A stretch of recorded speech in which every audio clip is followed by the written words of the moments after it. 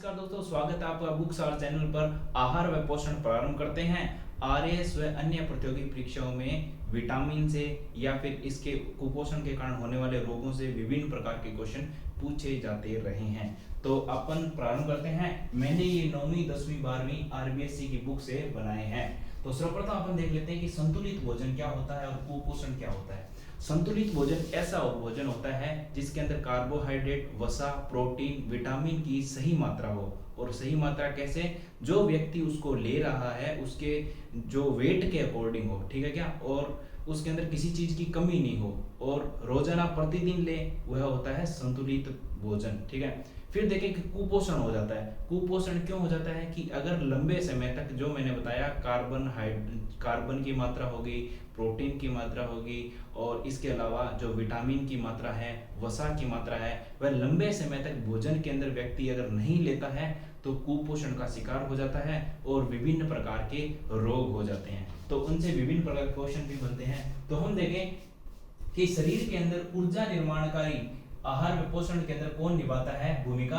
तो कार्बोहाइड्रेट व वसा ऊर्जा निर्माण करते हैं। सर्वाधिक कार्बोहाइड्रेट का योगदान है, लगभग 60 से 80% तक क्या है, ऊर्जा में कार्बोहाइड्रेट देते हैं। उसके बाद देते हैं कार्बोहाइड्रेट सर्वाधिक देते हैं और उसके बाद देते हैं प्रोटीन और तीसरे नंबर पर देते हैं वसा, में कम देते हैं। ठीक है। फिर ध्यान रखें, शरीर निर्माण या फिर उत्तक निर्माण करने की भूमिका निभाते हैं प्रोटीन। ठीक है। रक्षा तंत्र, रक्षा में सहायक है, विभिन्न प्रकार की बीमारियों या फिर रक्षा तंत्र को मजबूत करने में सहायक है विभिन्न प्रकार के विटामिन और खनिज। ठीक है। फिर देखें, जल व वृक्षांश भी हम अपने भोजन के अंदर अक्सर लेते हैं, जो कि रेशेदार भोजन पाचन में सहायक होते हैं। इनसे दोस्तों हमें कोई भी ऊर्जा नहीं मिलती है, लेकिन ये पाचन में सहायक है। मल के निकास में भी इनका काफी योगदान रहता है। फिर देखें कि थोड़ी सभी की जानकारी लेते हैं। जैसे प्रोटीन अमीनो अम्लों के बहुलीकरण से बनते हैं। इनमें कार्बन, हाइड्रोजन, ऑक्सीजन, नाइट्रोजन व अन्य तत्व जैसे सल्फर इत्यादि होते हैं। हीमोग्लोबिन ऐसा प्रोटीन है जो ऑक्सीजन का परिवहन करता है रक्त के अंदर। अगर प्रोटीन की कमी हो जाए तो क्वाशियोरकोस और मेरेस्मस नामक रोग हो जाते हैं। मेरेस्मस को सूखा रोग भी कहते हैं। क्वाशियोरकोर क्या है? क्वाशियोरकोर 1 वर्ष से 3 वर्ष तक के बच्चों में होता है। मेरेस्मस जिसे सूखा रोग कहते हैं, 1 वर्ष से कम जो उम्र के बच्चे हैं उनमें होता है। क्वाशियोरकोर के अंदर क्या होता है? पेट फूल जाता है, होठ फट जाते हैं और मेरेस्मस के अंदर क्या है? आंखें कांतिहीन हो जाती है, पेट अंदर धंस जाता है, वेट कम हो जाता है, बच्चों को भूख नहीं लगती। तो अपने से पूछा जा सकता है कि क्वाशियोरकोर मेरेस्मस नामक जो रोग हैं कुपोषण के कारण होते हैं, यह किसकी कमी से होते हैं? प्रोटीन की कमी से होता है, कार्बोहाइड्रेट या वसा किसकी कमी से होता है? तो अपने को ध्यान रखना है, प्रोटीन की कमी से होता है। फिर देखिए, सर्वाधिक प्रोटीन क्लोरेला शैवाल, जिसे अंतरिक्ष शैवाल भी कहते हैं, उसके अंदर 63% क्या होता है? प्रोटीन होता है। और प्रोटीन का पाचन कहाँ होता है दोस्तों? छोटी आंत के अंदर प्रोटीन का पाचन होता है। फिर देखें विटामिन। विटामिन शब्द किसने दिया था? विटामिन शब्द वैज्ञानिक फंक ने दिया था। और जल के अंदर घुलनशील कौन कौन से विटामिन हैं? तो विटामिन बी और विटामिन सी जल में घुलनशील है। वसा में घुलनशील कौन से विटामिन है? इसके अलावा बी और सी के अलावा जो भी विटामिन है वह वसा में घुलने योग्य है। फिर देखें B12 कोबाल्ट पाया जाता है B12 के अंदर। फिर देखें डी, त्वचा में बनता है विटामिन डी और सूर्य की उपस्थिति में बनता है। B6 टीबी इलाज में भी सहायक है। B6 विटामिन टीबी इलाज में भी सहायक है। और डी त्वचा के अंदर बनता है। B12 में कोबाल्ट पाया जाता है। इसके अलावा अन्य जानकारी अपन आगे पढ़ेंगे। इससे पहले अपन पढ़ते हैं कार्बोहाइड्रेट, जो जिनसे क्या होता है, अपने शरीर को अधिकतर ऊर्जा मिलती है। ठीक है। तो यह कार्बन, हाइड्रोजन, जैसे कि नाम से ही पता चल रहा है, कार्बन, हाइड्रोजन, ऑक्सीजन, इनका अनुपात क्या होता है? 1:2:1 के अंदर होते हैं। और अधिकतर जो कार्बोहाइड्रेट है वह स्वाद में क्या होते हैं? मीठे होते हैं। और कार्बोहाइड्रेट की कमी से कौन सा रोग हो जाता है? हाइपोग्लाइसीमिया। हाइपोग्लाइसीमिया के अंदर क्या है? जो ब्लड शुगर है उसकी कमी हो जाती है और चक्कर आने लग जाते हैं, थकान महसूस होती है। तो क्वेश्चन ऐसे पूछा जा सकता है कि कार्बोहाइड्रेट की कमी से कौन सा रोग होता है? तो हाइपोग्लाइसीमिया रोग हो जाता है।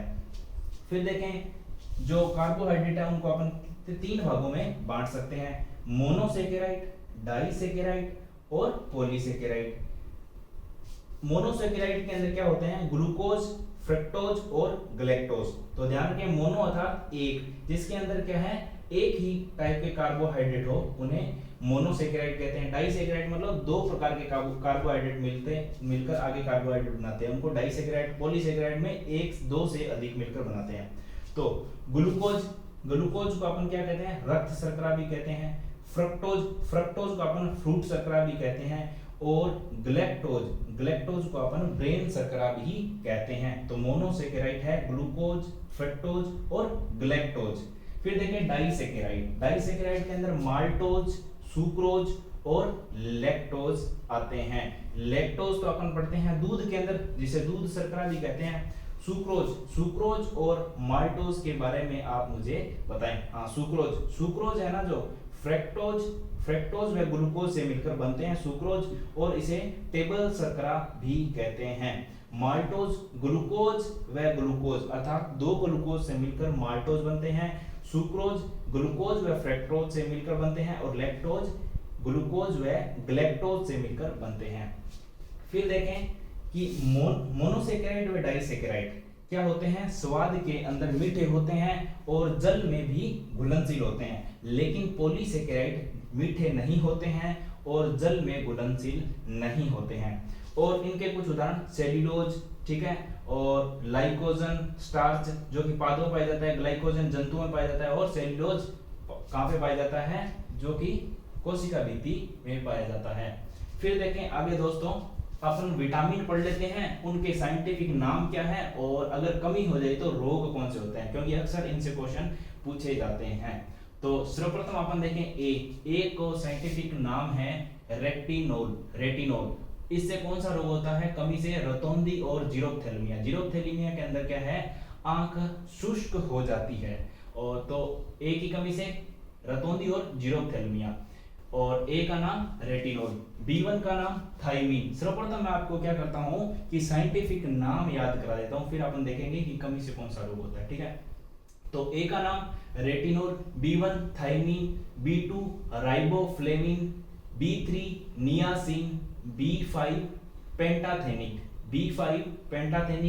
B6 pyridoxine, B9 folic acid, B12 cyanocobalamin, ठीक है। और सी को तो सब जानते हैं, कोरोना के अंदर पूरा मशहूर हुआ था, एस्कॉर्बिक एसिड, ठीक है। और डी कैल्सीफेरोल, और ई का नाम टोकोफेरोल, एच का बायोटिन, के का नेफ्थोक्विनोन के का नाम है। फिर देखें दोस्तों कि ए की कमी से रतौंधी या फिर जीरोप्थेल्मिया रोग होता है, B1 की कमी से बेरी रोग होता है, B2 की कमी से मुख के किनारे क्या है, फट जाते हैं, B2 की कमी से। B3 की कमी से होता है पेलग्रा रोग, B5 की कमी से होता है बर्निंग फिट सिंड्रोम, और B6 की कमी से होता है डर्मेटाइटिस। कौन सा रोग होता है, डर्मेटाइटिस। B9 जिसे फोलिक एसिड भी कहते हैं, साइंटिफिक नाम है, इसकी कमी से मैक्रोसाइटिक एनीमिया होता है, और B12 की कमी से पर्नीशियस एनीमिया हो जाता है। और एस्कॉर्बिक एसिड की कमी से स्कर्वी रोग हो जाता है, कैल्सीफेरोल की कमी हो जाए तो रिकेटस अर्थात जो हड्डियां हैं वह कमजोर हो जाती हैं, और टोकोफेरोल की कमी से बांझपन या फिर नपुंसकता आ जाती है, और बायोटिन की कमी से बाल झड़ने लगते हैं और स्पेक्टेकल नेत्र हो जाते हैं, और नेफ्थोक्विनोन की कमी से रुधिर का थक्का नहीं जमता है, रुधिर लगातार बहने लग जाता है अगर विटामिन के की कमी हो जाए तो दोस्तों मैं आपसे ये ऐसा अनुरोध करता हूं कि आप इसे पूरा छाप ले और 2 बार पढ़े, आपको याद हो जाएगा, क्योंकि इनसे बहुत बार क्वेश्चन पूछे जाते हैं। आप देखना विटामिन से क्वेश्चन पूछे जाते हैं और अन्य चीजों से भी क्वेश्चन पूछे जाते हैं। फिर देखें कि जो अन्य अपन खनिज लवण पढ़ते हैं जो कि सुरक्षा का काम करते हैं, उनकी कमी से भी रोग हो जाते हैं। आयोडीन की कमी से गलगंड रोग होता है, लौह की कमी से अरक्तता हो जाती है, कैल्शियम की कमी से हड्डियां क्या है, कमजोर हो जाती है, और मैग्नीशियम की अगर कमी हो जाए तो क्या होता है, फास्फोरस